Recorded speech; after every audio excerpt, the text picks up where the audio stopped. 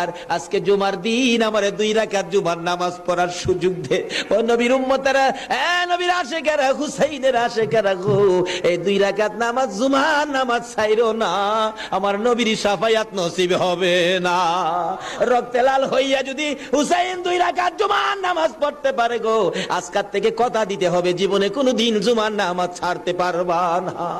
জুমার নামাজ আদায় করতে সময়টুকুন দিলে নামাজ শুরু করে দিলেন, রুকু সিজদার কাজ শেষ করে তাশাহুদে বসে সালাম ফিরানোর আগ পর্যন্ত কাছাকাছি বসে বসে এই যে সৈন্যরা নামাজের ভিতরে প্রত্যক্ষদর্শীরা বলেন এক একটা করে তীর মারে হুসাইনের গায়ে।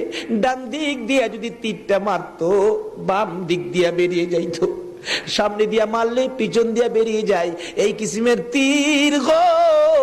নামাজের ভিতরে বাহুতুরটা তীর লাগাইছে। হুসাইন সালামটা ফিরাইয়া